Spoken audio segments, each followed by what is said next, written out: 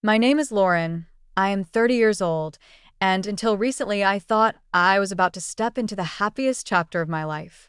I had been engaged for nearly a year to a man named Eric, someone I believed was caring, ambitious, and devoted to me. We had planned a summer wedding in a charming vineyard outside the city, and everything seemed to be falling into place, until I discovered that the man I was ready to marry had been preparing to betray me in one of the cruelest ways imaginable. It all began innocently enough. We were at dinner one evening, a few weeks after finalizing the venue and sending out invitations, when Eric casually mentioned that his lawyer would be reaching out to me. At first, I thought he was joking. "Your lawyer?" I asked with a nervous laugh. He nodded and said, "It's just a formality, Lauren. Don't worry about it." A few days later, I received an email from a law office with a thick document attached. My heart sank the moment I opened it. It was a prenuptial agreement. I wasn't shocked that he wanted one. Eric came from a wealthy family, and I understood the need to protect family assets. What shocked me was the content. Page after page detailed how, in the event of a divorce, I would walk away with absolutely nothing. Not a share of his house, not a portion of savings accumulated during the marriage, not even financial support if I had to leave my job for our future family. It was all written so coldly, as if I were nothing more than a temporary guest in his life. I remember sitting at my desk, my hands trembling as I flipped through each page. My chest felt tight, my stomach churned, and my eyes filled with tears. I called him immediately, demanding an explanation. "Eric, what is this? This prenup, it leaves me with nothing. Not even fairness. Do you really expect me to sign this?" His response chilled me to the core. He sighed, as if I were being unreasonable, and said, "Lauren, it's just paperwork. My family insisted. You know how they are. It doesn't mean anything between us. It's just protection. If we love each other, it shouldn't matter." But it did matter. It mattered that he was willing to protect himself completely while leaving me vulnerable. It mattered that he had planned this behind my back, waiting until everything was set for the wedding so I would feel pressured to agree. And it mattered that he tried to guilt me, to twist love into a weapon, saying that if I truly loved him, I would sign without hesitation. That night, I couldn't sleep. I tossed and turned, replaying every moment of our relationship in my mind, looking for signs I had missed.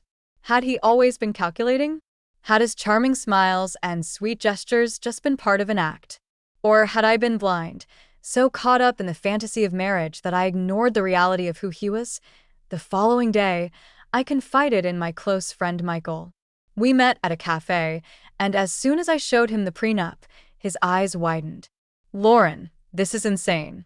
This isn't about protecting his family wealth. This is about stripping you of any security. If you sign this, you'll be trapped. Don't let him do this to you." His words echoed the fear already growing inside me, but hearing them out loud made it impossible to ignore. Eric, however, didn't stop pushing. He showed up at my apartment that evening with flowers and a rehearsed smile, as though a bouquet could erase the betrayal. "Lauren, I think you're overreacting," he said, placing the flowers on the table. "This is normal. Everyone signs prenups these days. You're making it bigger than it is." But I saw through the charm. I saw the way he avoided eye contact when I asked if his parents had written the terms themselves. I saw how he brushed off my concerns, trying to minimize them until I questioned my own judgment. The man I thought I knew, the man I thought I loved, was showing me a side of himself I couldn't unsee. The pressure only grew as the wedding drew closer. He reminded me constantly that deposits had been paid, invitations had been sent, and guests were expecting a celebration. "Do you really want to humiliate both of us by backing out now?" he asked one evening, his tone sharp. I realized then that this wasn't just about money. It was about control. He wanted me to feel trapped, to believe I had no choice but to sign, but I did have a choice. And as much as it broke my heart, I was beginning to see that the only way to save myself was to walk away, before I bound myself to a man who saw me not as a partner, but as a liability to protect against. That realization hit me like a tidal wave, and it marked the true beginning of the end. The morning after our argument about the prenup, I woke up to a string of messages from Eric. Some were sweet, almost apologetic, while others were sharp and filled with frustration. "Lauren, please don't make this a big deal. You know my family's expectations. Don't throw away everything we've built over a piece of paper." The contradiction in his words left me spinning. If it was truly just a piece of paper, why did he care so much that I sign it? A few days later, the pressure widened. His mother, Caroline, called me unexpectedly. I had always admired her poise, her confidence, the way she seemed to glide through life without ever raising her voice. But on that call, her tone was icy, laced with passive aggression. "Lauren, I hear you're having some doubts about the prenup. I just want to remind you, dear, that Eric has worked very hard for what he has. Our family needs to make sure that everything stays protected. I'm sure you understand." I wanted to scream, "Protected from me?" But instead, I managed a shaky, "I understand your concern, but the terms don't feel fair. It leaves me with nothing." Caroline let out a delicate laugh that didn't reach her eyes. "Oh, sweetheart, it's not about fairness. It's about tradition. Every marriage in our family has had one. If you truly love Eric, you won't let this stand in the way." Her words were daggers disguised as silk. By the time I hung up, my hands were trembling.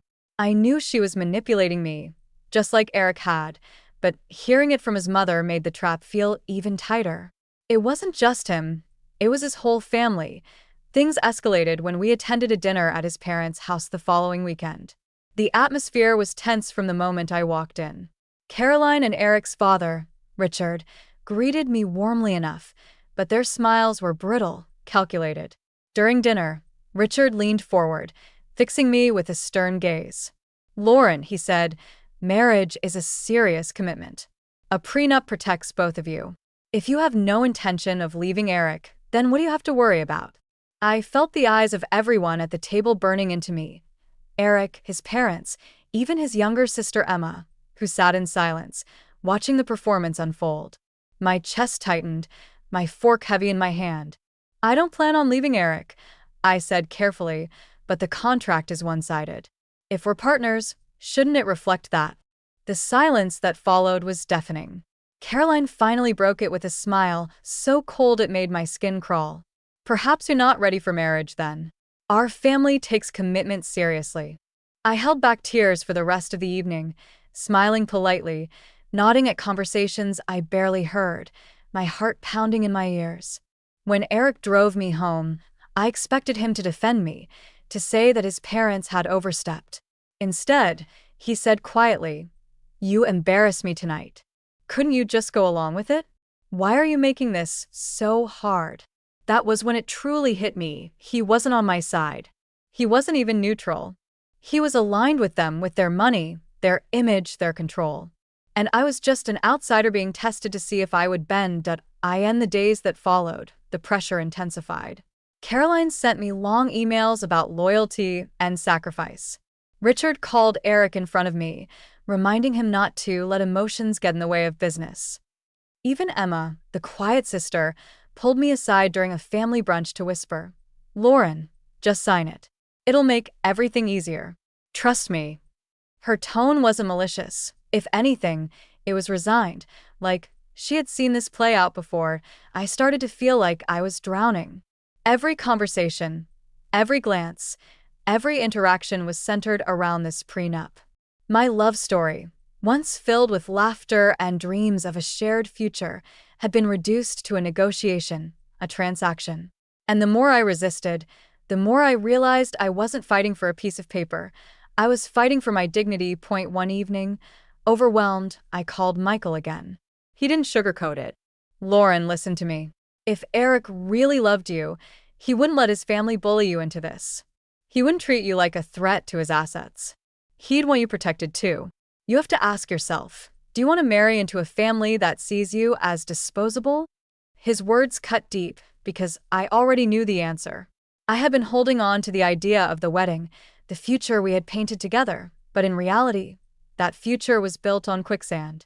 If I signed, I would be surrendering my voice, my worth, my power. And if I refused, I would lose Eric. But maybe that wasn't a loss at all. That night, As I sat alone in my apartment surrounded by wedding magazines, seating charts, and a dress hanging quietly in the corner, I whispered to myself the truth I had been too afraid to admit. This isn't love. This is control. And once that truth settled in, I knew deep down, my decision was already made. The wedding date was less than 2 months away when I realized I couldn't keep pretending. Every time I opened my planner to check off another task, flowers, seating charts, music playlists, I felt like I was building a celebration for a prison sentence, not a marriage. My friends sent me messages about how excited they were, asking if I needed help with decorations or bachelorette plans, and all I could do was plaster on a smiley face emoji while my stomach twisted in knots. Eric, meanwhile, acted as if nothing was wrong. He kept talking about honeymoon destinations, joking about how I'd have to get used to being Mrs. Carter. Whenever I brought up the prenup, his mood shifted instantly. "Why are you still on this?" he snapped one evening when I asked if we could at least renegotiate the terms. "The deal is the deal. Stop overthinking it." But how could I not overthink it? I was about to marry a man who saw me as a liability, not a partner. And worse, I realized he was hoping the pressure of the wedding timeline would break me down. The closer we got to the big day, the more trapped I felt, like a bird flying in circles inside a cage. The whispers from his family didn't stop either. Caroline called me again, her tones sickly sweet. "Lauren, dear, the invitations have gone out. The guests are excited. Don't you think it would be terribly humiliating to cancel now? Everyone would blame you." Her words sat heavy in my chest. Humiliation. Blame. Those were the weapons she used, designed to scare me into submission. I hung up shaking, my palms damp with sweat. For the first time, I thought about what canceling the wedding would actually mean. The money lost on deposits. The disappointment of friends and relatives. The endless questions, the gossip. But as terrifying as that was, the image of myself standing at the altar, promising forever to a man who had tricked me, was far worse. I tried talking to a few friends, but the responses were mixed. One of my bridesmaids, Kelly, urged me to just sign it and get it over with.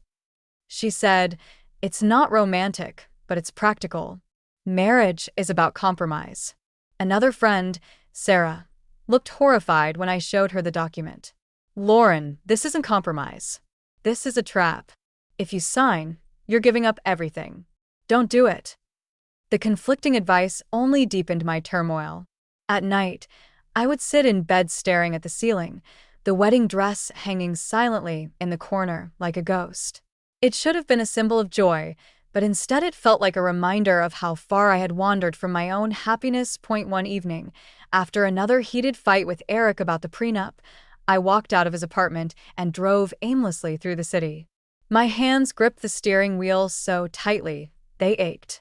I ended up parked outside Michael's place. When he opened the door and saw my tear-streaked face, he didn't ask questions. He just let me in. Sitting on his couch, I poured everything out. The pressure from Eric, his parents' manipulation, the judgment from friends, the fear of humiliating myself if I called it off. When I was done, I asked in a broken whisper, "Am I crazy for thinking about leaving?" Michael shook his head firmly. No, Lauren. "You'd be crazy to stay. Look at what this has done to you. You're not the same person you were a year ago. Marriage should make you stronger, not weaker. If he truly loved you, he'd want to protect you, not strip you of everything." His words cut through the fog like sunlight breaking through clouds.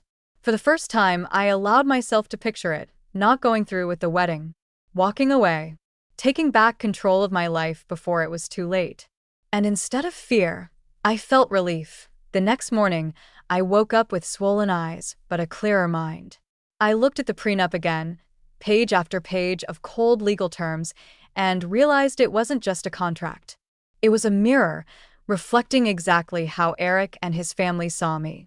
And once I saw that reflection, I couldn't unsee it. The wedding might have been weeks away, but in my heart, it was already over. Once the decision started to take root in my heart, every interaction with Eric felt different. His words, his smiles, even his touches seemed hollow, like they no longer reached me. I began to notice things I had brushed aside before. The condescending tone when I asked questions about finances, the way he often said my instead of are when talking about the future, the subtle dismissals when I expressed concerns. It all painted a picture I could no longer ignore. Eric didn't see me as a partner. He saw me as someone to control. The hardest part was pretending. Outwardly, the wedding plans moved forward. Guests RSVP'd. My bridesmaids fussed over dresses. Vendors emailed about details. I pasted on smiles when people asked how excited I was, but inside, every conversation felt like another thread tightening around my throat. My parents, who had never been wealthy, had poured what little savings they had into helping me pay for parts of the wedding. That guilt gnawed at me. How could I tell them that I was considering walking away? That all their sacrifice might end up wasted? I remember one evening, sitting with my mom at our kitchen table, sipping tea as she asked about the menu choices. Her eyes sparkled with pride, and my stomach turned. She deserved to see her daughter happy and loved, not trapped in a gilded cage. But I couldn't bring myself to tell her yet. The words stuck in my throat, heavy and unspoken. Eric, meanwhile, grew more insistent. "Lauren," he said one night after dinner, "you're dragging this out. Just sign the prenup, and we can move on. I don't want this hanging over us on our wedding day." His jaw tightened as he spoke, his tone sharp, impatient. I stared at him across the table, the man I had once believed was my forever, and felt a strange calm settle over me. It wasn't love I saw in his eyes, it was entitlement. When I didn't respond immediately, he leaned forward. "Are you planning to embarrass me in front of my family? In front of everyone we know? Because that's what it will look like if you pull out now." The threat was clear, though unspoken. If I walked away, he would make sure the blame was mine. A few days later, Caroline called again. Her voice was syrupy but firm. "Lauren, I know you're having doubts. Let me give you some advice, woman to woman. Marriage is about compromise. If you want to be part of this family, you need to show loyalty. Do the right thing." The right thing. Her words echoed in my mind, twisting with guilt and fear. Everyone seemed to have an opinion on what was right, except me. For the first time, I realized that no one was asking what I wanted. They just expected compliance. The social pressure grew unbearable. Friends texted about how they couldn't wait to see me walk down the aisle. Relatives sent gifts with congratulatory notes. My inbox filled with vendors finalizing details.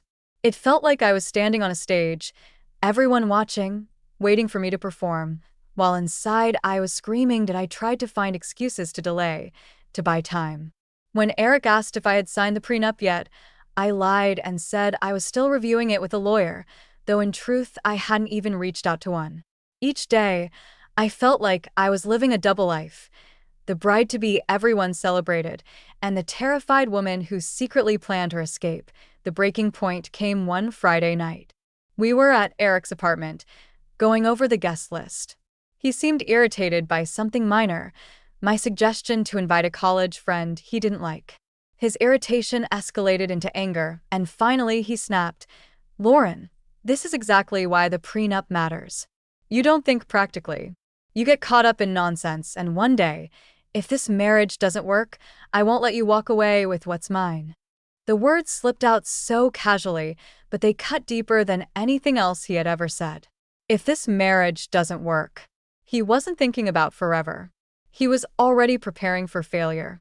And instead of protecting us both, he only cared about protecting himself. That night, I drove home in silence, my hands gripping the steering wheel, tears blurring the road. I knew then, without a doubt, I couldn't go through with this. Not in 2 months, not ever. The next morning, I called Michael. My voice shook as I said the words out loud for the first time. "I'm ending it. I can't marry him." He was silent for a moment, then said softly, "Lauren, that's the bravest thing you've ever told me." His words gave me strength, but the fear still lingered. Fear of the fallout, fear of the humiliation, fear of the storm that would follow when I told Eric and his family. But beneath the fear, there was also relief. For the first time in months, I felt like I was finally choosing myself, that I knew what I had to do. And soon, very soon, I would gather the courage to do it. The morning I decided to tell Eric it was over, I felt both terrified and strangely calm. I had spent weeks rehearsing the words in my head, waking up at 3 in the morning to whisper them into the dark like a mantra. I cannot marry you. I am done. My heart raced as I drove to his apartment, my hands gripping the steering wheel so tightly they ached. But underneath the fear was a solid core of certainty I hadn't felt in months. When Eric opened the door, his face lit up in a smile that quickly faded when he saw the expression on mine. "What's wrong?" he asked, stepping aside to let me in, and I walked past him into the living room, clutching my purse like a shield. The wedding binder sat on the coffee table, thick with notes and plans. I took a deep breath, looked him in the eye, and said the words I had practiced. "Eric, I can't do this. I can't marry you." For a moment, silence hung heavy between us. Then his eyes narrowed. "What are you talking about?" Of course you can. "You're just stressed. We've been through a lot of pressure." No, my voice was steady, though my body trembled. "This isn't stress. This is me realizing that I deserve a partner, not a contract that strips me of everything. You tried to trick me into signing something that would leave me with nothing, and I can't ignore that. I won't." His face turned red, his jaw tightening. "You're being dramatic, Lauren. It was just a prenup. Everyone signs one. You're throwing away our entire future over a piece of paper." "It wasn't just a piece of paper," I said, my voice rising now, anger flooding through me. "It was a reflection of how you see me. Disposable. Unworthy of protection. That document told me more about you than anything else ever could." He slammed his hand on the table, the sound making me jump. "Do you realize what you're doing? The invitations are out. People are expecting a wedding. You're going to humiliate me, humiliate my family. After everything I've done for you, this is how you repay me?" I felt my throat tighten, but I stood my ground. "You didn't do this for me, Eric. You did it for yourself, for your pride, for your family's money. I will not start a marriage where I'm already treated as a liability. I'm done." That was when he lost control. His words came out in a furious stream. "You're ungrateful. You'll never find someone who can give you the life I can. Do you think any man will want you after this? You'll regret walking away, Lauren. You'll regret it every single day." The insult stung, but with each one, I felt more certain that I was making the right choice. His mask had slipped completely, and what I saw underneath wasn't love. It was arrogance, entitlement, and rage. I turned to leave, but just as I reached the door, Caroline walked in. She must have been on her way over, because she froze at the sight of me with tears in my eyes and Eric pacing like a caged animal. "What's going on here?" she demanded. Eric pointed at me, his voice sharp. "She's calling off the wedding. She's throwing everything away because she refuses to sign the prenup." Caroline's eyes snapped to me, cold and furious. "Lauren, do you have any idea what this will do to our family? To Eric's reputation? You're making a fool out of all of us." I swallowed hard, my voice shaking but clear.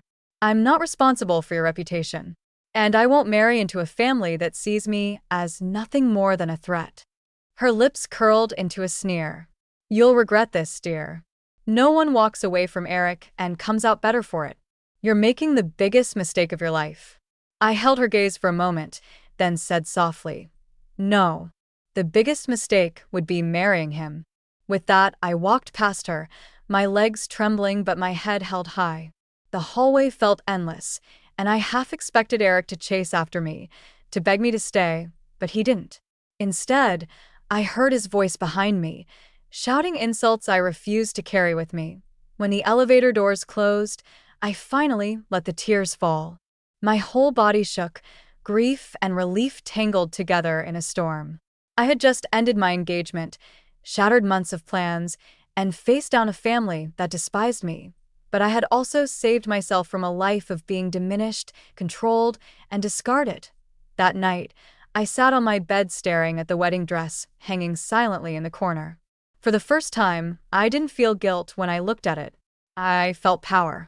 Because walking away wasn't weakness, it was the bravest thing I had ever done. The days after I ended my engagement felt like stepping into the eye of a storm. Everything was eerily quiet at first, almost unnatural, but I knew the chaos was coming. It didn't take long to be why the following week, the phone calls started. Friends, relatives, even people I barely spoke to anymore. Everyone wanted to know why the wedding was suddenly off. Some calls came with concern, others with thinly veiled judgment. "Lauren, what happened? Are you sure you're not overreacting?" one of my bridesmaids asked. Another friend whispered, "People are saying you left Eric at the altar." That wasn't true, of course, but gossip spreads faster than facts, and then came the social media storm. Caroline must have wasted no time crafting her narrative, because within days, photos of Eric looking solemn and heartbroken appeared on his family's accounts, accompanied by captions about broken trust and sacrifice unappreciated. The implication was obvious. I was the villain, the selfish bride who destroyed a perfect man. I scrolled through the comments, my stomach churning. Strangers called me ungrateful, shallow, manipulative. People I didn't even know judged me, while people I thought were friends stayed silent. Only a handful reached out privately to say, "Good for you. That prenup was insane. You did the right thing." It hurt more than I expected. I had known walking away would cause whispers, but seeing my reputation shredded in real time felt like being skinned alive. At night, I lay in bed replaying everything, wondering if I had been too impulsive, if I had really destroyed my own future. But every time the doubts grew too loud, I remembered Eric's words, cold and careless. "I won't let you walk away with what's mine." And I knew I had done the right thing. My parents were devastated, not at me, but for me. They had already endured questions from neighbors, awkward conversations with relatives who wanted gossip. My mother hugged me tightly one evening and whispered, "I just wanted to see you happy. I never cared about the wedding, only about you." Her words broke me open, and I sobbed in her arms like a child. Michael and Jenna became my lifelines. Michael came over with takeout, making me laugh at the absurdity of it all, reminding me that humiliation fades but regret lasts forever. Jenna took me out for coffee and told me, "Lauren, people will talk no matter what you do. Let them. What matters is that you chose yourself." Slowly, I began to see their point. The world's judgment was loud, but inside my own apartment, there was peace. For the first time in months, I could breathe without the weight of Eric's expectations pressing on my chest. I no longer had to dodge phone calls from his family, no longer had to pretend excitement about a wedding that felt like a trap. The silence that had once terrified me was now comforting. There were difficult moments, of course. Returning the wedding dress was one of the hardest. I stood in the boutique, the gown and its protective bag over my arm, and felt tears burn in my eyes as the clerk took it from me. She gave me a sympathetic smile, but her kindness only made the pain sharper. Walking out of that store felt like closing the door on a dream I had carried since childhood, but other moments surprised me with relief. Canceling the venue contract, though expensive, felt like cutting the last string tying me to a life I no longer wanted. Donating wedding favors I had ordered to a charity made me feel lighter, as though I was turning disappointment into something good. Bit by bit, the pieces of the wedding scattered, and with them, the weight lifted. The hardest part was the whispers at work. Colleagues who had heard about the canceled wedding asked careful questions, their eyes filled with curiosity. I gave them vague answers. It wasn't right. We weren't aligned, without going into details. I didn't know them the full story, and I refused to let Eric's version define me. One evening, I went for a long walk through the city. The sun was setting, casting the streets in golden light. Couples passed me, hand in hand, and instead of envy, I felt something new, hope. Not for Eric, not for what I had lost, but for the possibility of something better. For the chance to build a life where I was respected and valued. I realized then that leaving Eric wasn't the end of my story. It was the beginning. When I returned home, I sat at my desk and wrote in my journal, "I am not the villain. I am the survivor of a test I refused to fail." And with that, I knew that no matter what the world said, I had chosen the right path. In the months that followed, I learned more about myself than I had in 30 years. At first, I thought the pain of calling off the wedding would consume me, that I would drown in regret or shame. But the truth was the opposite. Every week that passed, I felt lighter, stronger. more in control of my life than I had ever been with Eric by my side. I began to see the relationship for what it truly was, not love, but illusion. Eric had offered me promises of forever, but his actions told a different story. The prenup wasn't just paperwork. It was a mirror, showing me exactly how little he valued me. Once I understood that, I realized I had been clinging to a dream, not a man, and once I let that dream go, something incredible happened. I discovered myself again, that I started focusing on things that had nothing to do with weddings or compromise. I traveled, even if just for a weekend getaway, by myself. I redecorated my apartment, turning it into a space that reflected my spirit instead of what I thought would impress Eric's family. I laughed more with friends, built stronger connections, and opened myself up to a life where I wasn't constantly bending to someone else's will. There were still whispers, of course. Some people still saw me as the bride who ran. But those voices grew quieter as I grew louder in my own truth. For every person who judged me, there were others who quietly admired my courage. Some even confided their own fears about being trapped in toxic relationships, telling me that my story gave them strength. That, more than anything, showed me that walking away wasn't just right for me. It mattered for others, too. Sometimes, late at night, I think about Eric. I wonder if he ever realized how wrong he was, or if he still sees me as the villain in his story. But it doesn't matter anymore. His opinion no longer defines me. His family's wealth, their cold smiles, their threats of humiliation, they don't touch me now. What matters is that I stood up for myself when it would have been easier to stay silent. If there's one lesson I've learned, it's this: love should never come with conditions that strip you of your worth. Commitment should be built on trust, not fear. And when someone shows you who they really are, believe them. A contract may be written in ink, but the truth is written in actions. Anyone listening to my story, hear this. Don't be afraid to walk away from something that looks perfect on the outside but feels wrong on the inside. Don't let fear of judgment trap you in a life that isn't yours. You are not ungrateful. You are not dramatic. You are not a failure for choosing yourself. You are brave. And this is my truth. I left a man who tried to bind me with a contract instead of love, and in doing so, I found freedom. Thank you for staying with me through my story, for listening to my journey of heartbreak, strength, and self-discovery. If my words resonated with you, please show your support, leave a like, subscribe to the channel, and share this story with someone who might need to hear it. Together, we can remind each other that saying no isn't weakness, it's power.